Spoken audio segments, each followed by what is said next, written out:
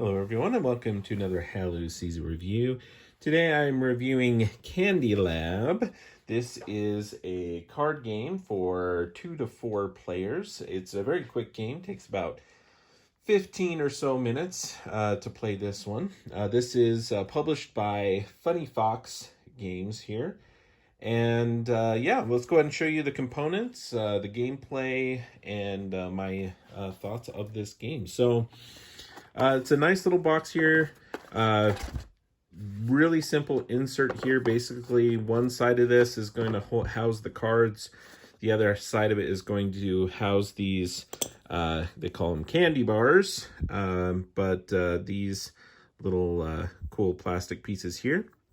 As you can see, they're kind of transparent with printing on one side. And yeah, so the components, these are actually pretty nice. They're just a very simple plastic, transparent plastic, very smooth look to them. The only, downside to, I guess, this as a component for me is that they are only single-sided. So as you pull them out, you just kind of have to flip them over. It's not a huge deal. With the transparency, maybe it would have looked a little too busy, I think, with it printed on both sides, because then you would see, you know, something printed here and something printed underneath. So I think it was an aesthetic choice, which is fine. But yeah, other than that, I think things will hold up fairly well. It looks like they're just kind of printed on this outside of this. So I think they're going to hold up well, though. I'm not real worried about, you know, the paint or however this is applied on here rubbing off. I think they're going to hold up well. So those are nice. And then basically the cards are the other component in this game. So you have this very colorful back, and you can kind of see the card quality here. They're good thickness card. So they're not really flimsy, which I like. It doesn't have like any of the kind of texture to the card. They're smooth.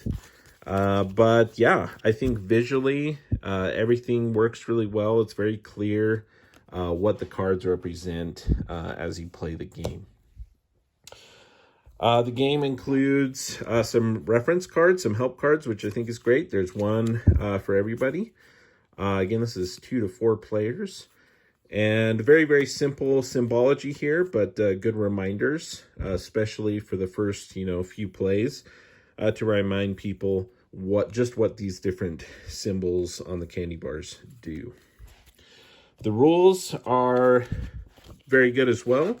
It's got some pictures, some examples, and just a really simple, clean layout of how it works. There's a little bit modified setup with a 2-player game, but I think it works really well as a 2-player game still.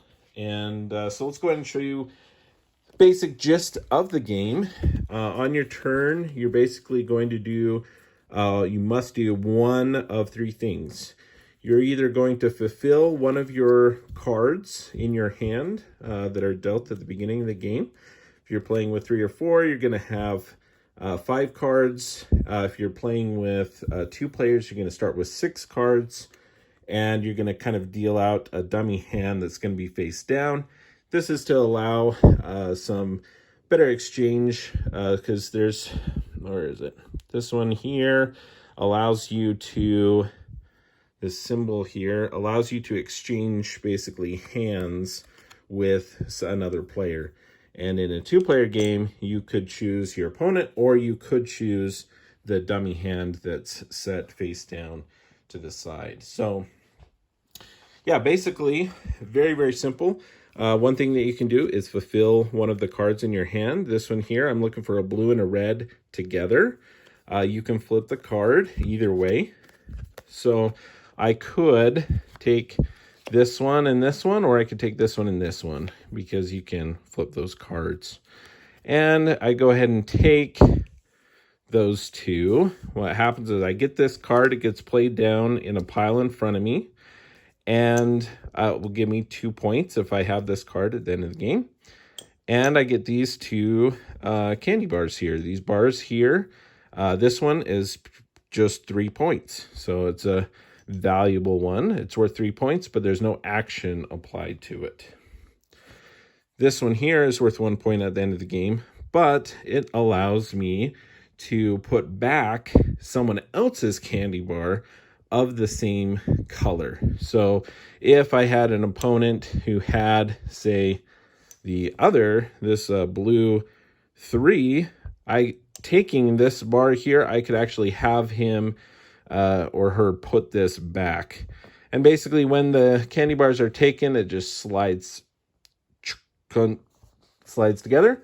And when bars are put back, they're put back on either side there or on the end, like so. After applying all of the symbols and everything, my turn is done. Then it goes to the next player. Now, you may get in a position where either you don't want to, you can't, or you don't want to fulfill one of these right now. Another thing you can do is put back candy bars, 1, 2, or 3, and draw cards equivalent to the value of those. So I could simply put this one back for now right there and draw either one of the face-up cards or one from the face-down stack there. And I may do that to get a certain card that I want to do that. So, and it's wise to not wait until you've done everything you can and then you're stuck and then start doing things.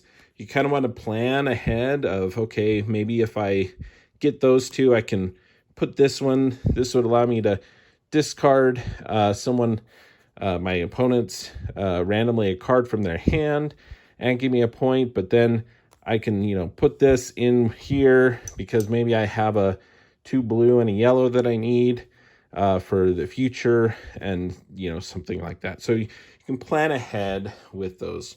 So there's a lot of interaction between the actual cards themselves and the layout of these candy bars.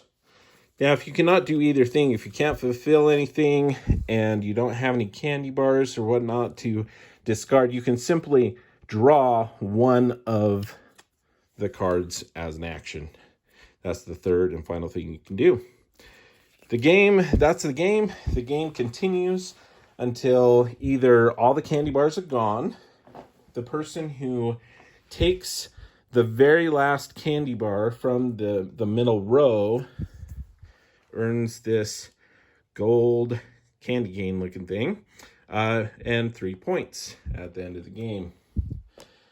The other way that the game can end is that the last face down card is drawn from the deck, either to replace one of these or simply drawn, from, if it was the last one there, that would end the game. Or if someone wanted to take that card, this would fill that and that would end the game. In that case, no one gets this card here, and you simply tally up the points. You simply tally up all the numbers on the candy bars that you have at the end of the game, as well as the cards in your stack that you've been able to fulfill. Basically, that's the game. The other kind of actions that you can do in the game, you can draw a card, you can make someone else randomly discard one, put back one of their candy bars. You can also discard the last card played. So as you fulfill these, you keep them in a stack face up just like that.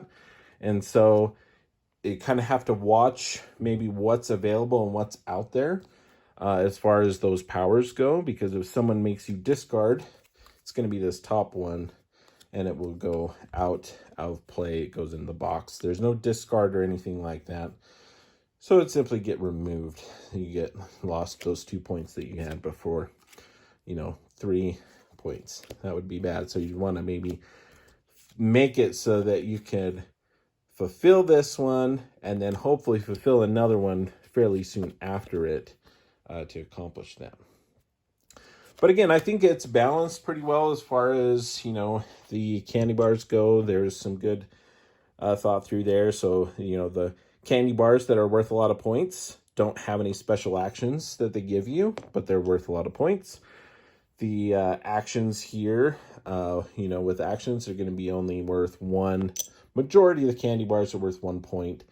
They have the 3-pointers, and then there's a few 2-pointers with the correspond with getting rid of the top card of an opponent's point stack, or exchanging cards are going to be worth the 2-pointers.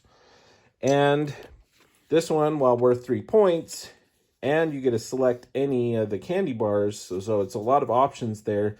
But again, you're only getting one of these, and instead of, you know, if you're fulfilling these, yeah, you're only getting 1 point, but you're also getting 3 bars, which are also points and actions available. So there's kind of a balance between those. But yeah, I've enjoyed this one. It's, you know, pretty simple, fairly quick, and there's some kind of interesting choices in, you know, what kind of combinations you're looking for, or hey, can I take these and set up, you know, another card that I have for my next turn, and that sort of thing. So I think it's a great game. I think it's well designed, and a great little game for, you know, 15-20 minutes, as people, you know, can play fairly quickly. I have played it 2-player as well, and I think it worked actually really well just with the dummy hand. So there's, again, some player interaction there, but like with the exchange and stuff. But really, you know, everything else, discarding, you're going to be doing that with your opponent usually, or they're, you know, discarding the last point card that they played. You're going to be playing that on your opponent in a 2-player all the time. So, I mean, anyway, Candy Lab, great components, the rules are great, and I enjoyed my time playing it. Some interesting, quick card play, good components, and so if this looks like something that would be interesting to you, you can go ahead and check out Candy Lab by Funny Fox, and that is how Lou sees it.